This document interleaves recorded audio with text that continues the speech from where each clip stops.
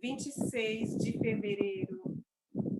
Eu o estou conduzindo passo a passo ao longo da sua vida.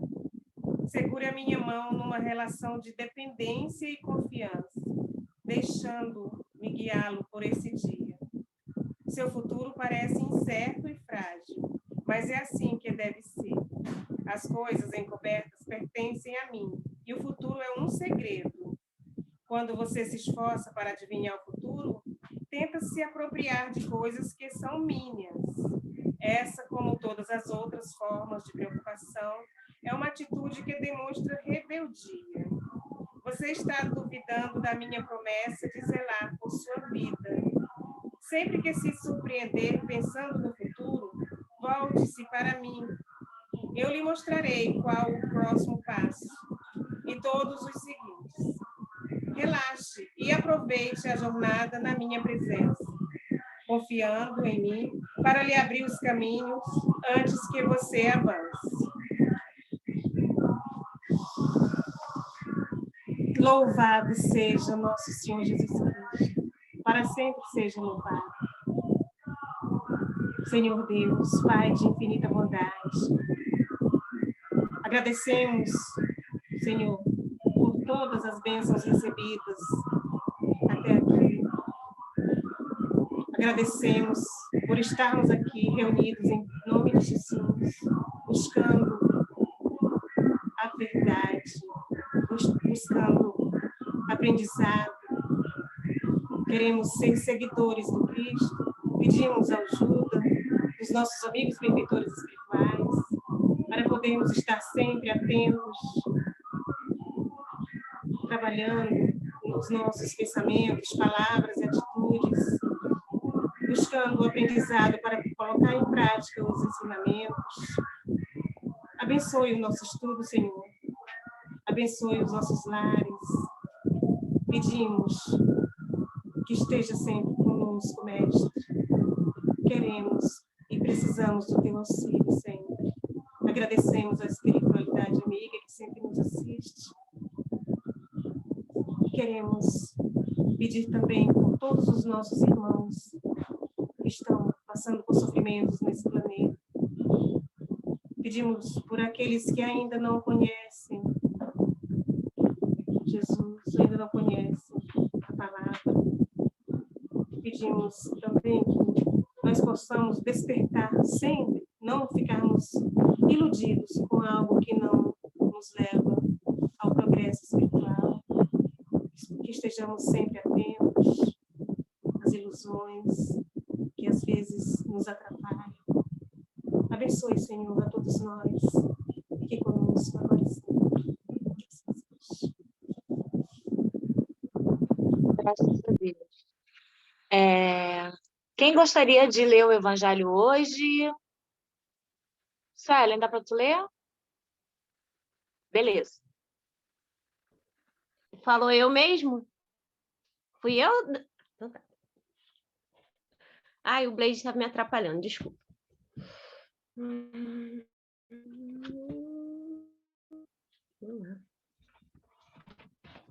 Capítulo 17, item 4, os bons espíritos. 17, item 4.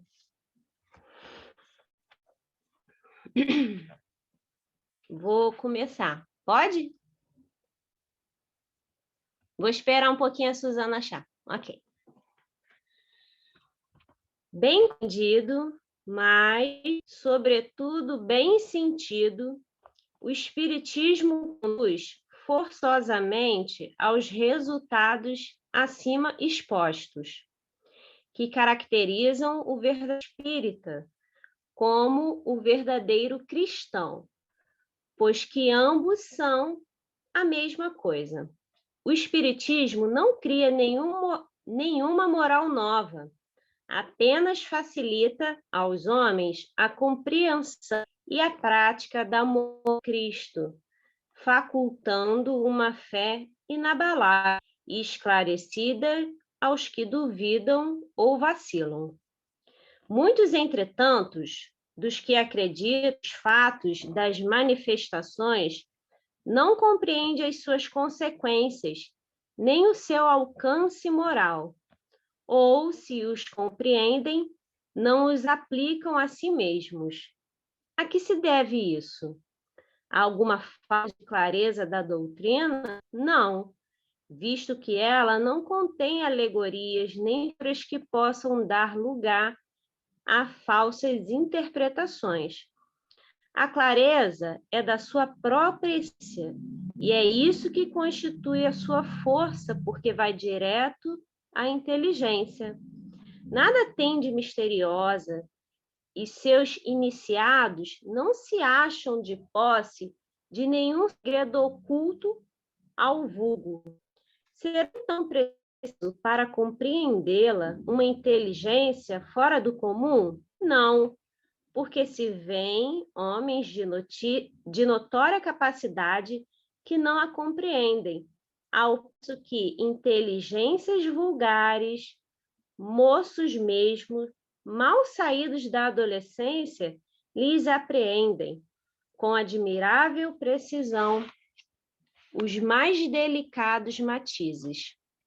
Isso resulta a parte, por dizer, material da ciência, requer somente olhos que observem, enquanto a parte essencial exige um certo grau de sensibilidade, a que se pode chamar de maturidade do senso moral. Maturidade que, independente da idade e do grau de instrução, porque é inerente ao desenvolvimento, em sentido especial do espírito encarnado. Em algumas pessoas, os laços da matéria são ainda bastante tenazes para permitirem que o espírito se desprenda das coisas da terra. O nevoeiro que os envolve tira toda a visão do infinito, razão pela qual eles não rompem facilmente com os seus gostos, nem com seus hábitos, não compreendendo que haja qualquer coisa melhor do que aquilo que são. Para ele, a crença nos espíritos é um simples fato, mas que pouco ou nada lhes modifica as tendências instintivas. Numa palavra, não percebe mais do que um raio de luz, insuficiente para guiá-los, e lhes faculta uma vigorosa aspiração, capaz de vencer as suas inclinações. Prende-se mais aos fenômenos do que à moral, que lhes parece banal, monótona. Pedem incessantemente aos espíritos que os iniciem em novos mistérios, sem procurar saber que se tornaram dignos de penetrar os segredos do Criador. São os espíritas imperfeitos, alguns dos quais ficam a meio caminho ou se afastam de seus irmãos em crença, porque recuam diante da obrigação de se formarem, ou então guardam as suas simpatias para os que compartilham de sua fraqueza ou de suas prevenções. Entretanto, a aceitação do princípio da doutrina é um primeiro passo que lhes tornará mais fácil o segundo em outra existência. Aí, para aqui, eu continuo. Falta só um pedacinho, vou terminar, então. Só um parágrafo. Aquele que pode ser, com razão, qualificado de espírita verdadeiro e sincero, se acha em grau superior de adiantamento moral. O espírito que nele dona a matéria de modo mais completo dá-lhe uma percepção mais clara do futuro. Os princípios da doutrina lhe fazem vibrar as fibras que nos outros se conservam inertes. Numa palavra, é tocado no coração, daí porque é inabalável a sua fé. Um é como um músico, a quem bastante alguns acordes para comover. ao que ao outro apenas ouve sons. Reconhece o verdadeiro espírita pela sua transformação moral e pelos esforços que empregam para dominar suas inclinações mais. Enquanto um se conta com o horizonte lado, outro que apreende alguma coisa se esforça por desligar-se dele e sempre o consegue, desde que tenha firme a vontade. Bom, nossa, é inspirador, né, essa leitura. Ela é muito clara também. Me chamou muita atenção essa questão de que o espiritismo ele cria nada novo, ele vem nos esclarecer, vem nos falar de uma forma mais didática, mais clara, mais compreensível. Também é muito interessante esse ponto, né, de que a doutrina ela vem para nos auxiliar nesse esclarecimento e para que a gente consiga trabalhar a questão da moral em nós. Muitas pessoas, né, ainda ficam observando, o que chama mais a atenção delas é o fenômeno em si, dos ensinamentos para a gente poder trabalhar e nos melhorarmos. Isso mostra, né, o grau de... mas o final, ele vem já fechando numa questão assim bem interessante, né, que o verdadeiro espírita, aquele que se esforça, aquele que está mais claro, né, aquele que foi todo, aquele que possui sensibilidade, que é um item muito importante. A sensibilidade, ela é um dom, né? Um dom no sentido da pessoa estar aberta para perceber, para se melhorar e auxiliar o outro. É um grande ensinamento às pessoas que são mais sensíveis, porque são aquelas que conseguem olhar mais para si mesmo e perceber o outro. E são essas pessoas que conseguem captar essa energia positiva dos ensinamentos de Cristo e tentar melhorar e auxiliar o próximo. Vou dar a palavra para que alguém possa falar e vou contribuir um pouquinho mais para frente, tá? Muito bom. Quem mais gostaria de falar do nosso tema de hoje? Silvia.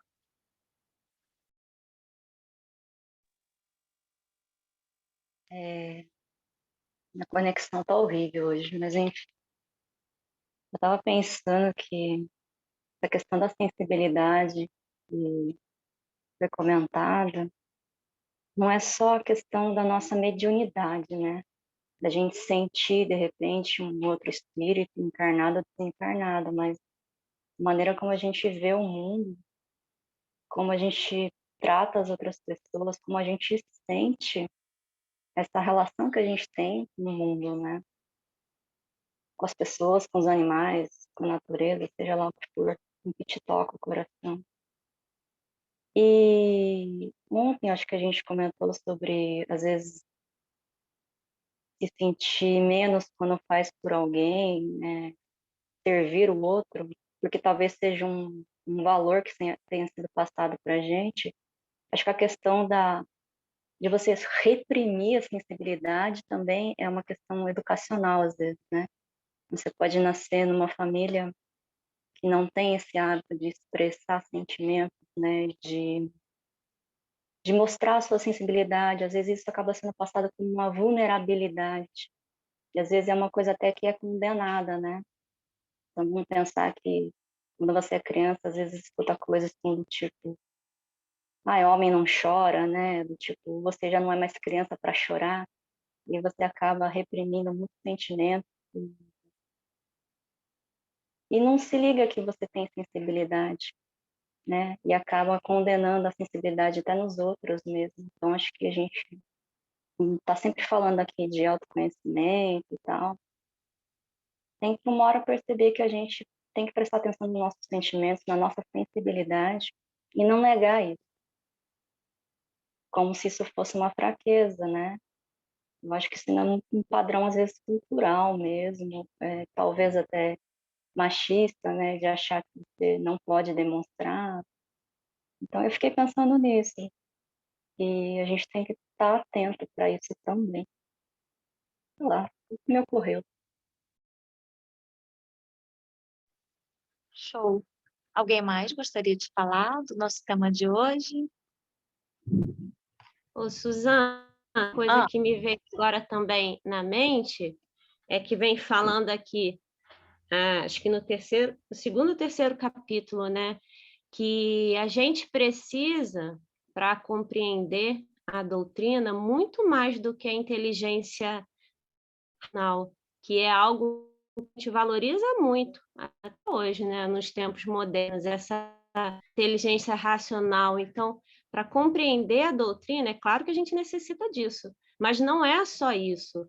A questão de termos essa sensibilidade, termos essa inteligência emocional, para que a gente deixe que esse conhecimento penetre realmente na nossa estrutura, para que haja modificação. A gente só consegue melhorar, a gente só consegue reconstruir, a gente compreende verdadeiramente aquele ensinamento, porque senão é igual a escola. A gente finge que aprende, às vezes, algumas coisas, a gente decora aquele ensino, mas a gente não compreende verdadeiramente, porque não nos transforma, não faz diferença. E quando a gente permite que isso ocorra, com qualquer tipo de ensinamento, mas principalmente que a gente está falando dos conhecimentos de Cristo, né, do Espiritismo como esse meio para auxiliar, ela só vai ser transformadora se a gente é aberto na questão emocional, espiritual, nessa facilidade para que a gente consiga realmente olhar e nos transformarmos em seres humanos melhores, né? Permitindo que o amor seja realmente a matriz do nosso direcionamento. Sim, muito, muito bom tudo isso que vocês falaram. E, assim, o que me veio também é que o verdadeiro espírita não tem muita diferença do verdadeiro cristão, né? Assim, o espiritismo, ele tem umas regrinhas, assim, que a gente acredita em reencarnação, por exemplo, que tem cristão que não acredita e tal. Mas o espiritismo, ele não cria uma nova moral, né? Você tem que seguir a lei que é imutável, né? A lei de Deus, para poder ser um verdadeiro espírita, um verdadeiro cristão, né? E entre a teoria e a prática tem uma longa distância. A gente aprende aqui a teoria. Bastou a gente sair na porta, primeiro, sabe, alguém pisando no nosso pé, uma coisinha de nada, a gente já esquece tudo que a gente aprendeu, porque entre a teoria e a prática tem uma distância considerável, né? Então, a gente, às vezes, pensa assim, porque o verdadeiro espírita é aquele que tem uma mediunidade aflorada. Não.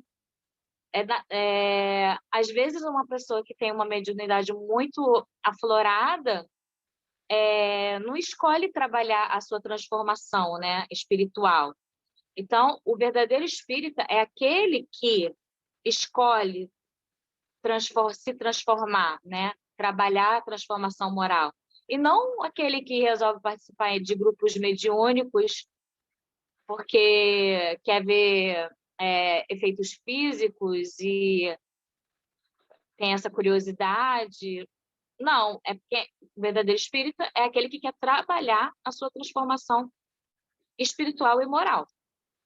O espírita sincero esforça-se para encurtar essa distância, né, que a gente estava falando, que é longa entre a teoria e a prática. Então, o espírita sincero, ele esforça-se para poder encurtar essa distância, errando, a gente erra, a gente corrige, aí a gente escorrega nas imperfeições, Aí a gente levanta cada vez mais rápido se a gente escorregar na mesma imperfeição várias vezes. Meu Deus do céu, por que que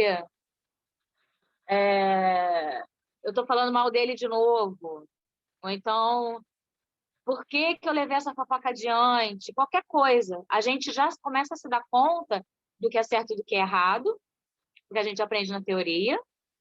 E cada vez que a gente escorrega, a gente deve, né? O verdadeiro espírito, a gente deve levantar cada vez mais depressa, sempre perseverando, né? No caminho do aperfeiçoamento. Ninguém é santo, a gente está aqui no planeta de provas e expiações. É complicado, todo mundo erra, ninguém é santo, mas o verdadeiro espírita é aquele que persevera. Escorregou, caiu, levanta, e cada vez vai levantar, se for no mesmo erro, cada vez vai levantar mais depressa. E vai cada vez conseguir ouvir mais o seu anjo guardião, cada vez receber mais intuição divina. Não, peraí, você não está indo no caminho certo. E você vai e volta-se, né? Porque todos nós somos centelha divina. É que às vezes a gente esquece, né? Tem gente que esquece o dia inteiro e todos os dias. A gente só esquece de vez em quando. Então, todos nós temos uma luz, né, dentro da gente, e que a gente consiga fazer brilhar essa luz, iluminar, plantar sementinhas por aí, fazer coisas boas, ser grato, e todas essas coisas que a gente fala todo dia. Então, era isso que eu queria falar do nosso estudo de hoje. Alguém mais gostaria de falar alguma coisa? Eu queria falar que eu gosto muito desse capítulo, ele é o Sede Perfeitos. Ele é tão bom, ele fala sobre o homem de bem, e agora ele vai falar sobre os espíritos, os bons espíritos. Achei muito boa a leitura que a Sueli fez, e o que vocês falaram também. Aqui no finalzinho ele fala da vontade, né? Ele fala aquele que se esforça por desligar-se dele sempre o consegue se tem firme a vontade. Essa vontade é muito importante, né? Que a gente possa estar sempre com vontade de buscar o aprendizado, de tentar botar em prática, de tentar... porque não adianta a gente dizer que é espírita e não estar sempre se esforçando, né? Buscando. E com vontade mesmo, aquela vontade que a gente se sente bem de aprender, né? É tão bom estar aqui estudando. Eu acho uma bênção esse nosso evangelho. Eu acho, quando a gente se reúne aqui para estudar e cada um fala uma coisa e a gente aprende todo dia um pouquinho. É tão bom, eu estou muito grata a Deus por ter me dado essa oportunidade de estar. Já vai fazer 1 ano que nós estamos nos reunindo aqui e cada dia uma coisinha boa, todos os dias. Estou muito feliz e grata a Deus e a vocês que estão também formando essa corrente, né, tão valiosa. Eu achei muito bom essa leitura. Aqui, igual a Suzana falou agora, que o Espiritismo não institui nenhuma nova moral. Ele traz a esclarecimento e basta a gente ter boa vontade para buscar essa vontade de estar sempre se melhorando, né? Eu gostei muito do texto de hoje. E que a gente consiga colocar em prática, pelo menos uma coisinha por dia, que não adianta só na teoria, né, gente? Que a gente consiga colocar em prática. Para subir um pouquinho um degrauzinho que seja nessa evolução. Bom, alguém gostaria de falar mais alguma coisa? Vamos então fazer a nossa fala. Rapidinho. Eu também, dona Antônia, compartilho dessa mesma emoção. A gente agora está retornando, né, ao trabalho e é um momento tenso, um momento difícil, e o que tem me auxiliado assim, extremamente tem sido os estudos, conversar, crescer com vocês, o auxílio dos bons espíritos e retorno, porque assim, muitos meus estão voltando muito adoentados, outros não estão tornando mesmo, por diversas situações. Assim, é um bálsamo, é um suplemento, nos fortalece, porque os desafios virão, isso é fato, mas eu não consigo pensar em mim hoje sem essa corrente, sabe? É um fortalecimento mesmo. Aí, só para finalizar, eu vou ler mais uma vez, entrar os nossos corações, finalzinho aqui, que não é novidade, mas é sempre bom a gente repetir para fixar, que é essa frase aqui: reconhece o verdadeiro espírita pela sua formação moral e pelos esforços que emprega para domar suas inclinações má, que foi o que a dona Antônia falou.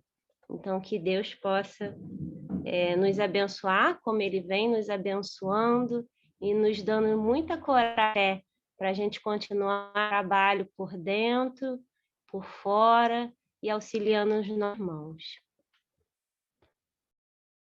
Muito bom. Quem gostaria de fazer a prece final?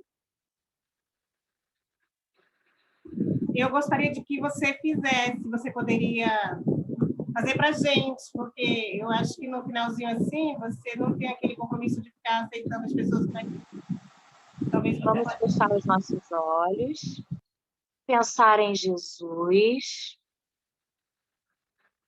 Amigo Jesus, obrigada por mais um Evangelho no Lar. Obrigada pela chuva que cai. Obrigada pelo alimento de todo o nosso dia, da nossa casa, do nosso abrigo. Obrigada por estar presente em cada detalhe, em cada momento. Obrigada por toda a proteção. Obrigada pelo dia lindo que fez. Continue conosco, Senhor Deus, nos protegendo, nos inspirando, nos intuindo. Toda vez que a gente escorregar, que a gente lembre o caminho certo, que a gente levante cada vez mais depressa. Fluidifique, Senhor Deus, as nossas águas, colocando nelas o remédio necessário para cuidar do nosso corpo físico e do nosso espírito. Ilumine, Senhor Deus, cada cantinho dessa casa e que essa luz abrace todo o nosso planeta Terra, cuidando de cada cantinho, das pessoas que estão mais necessitadas, que elas recebam o nosso carinho. Assim seja. Amém. Vamos tirar nossa foto? Graças a Deus.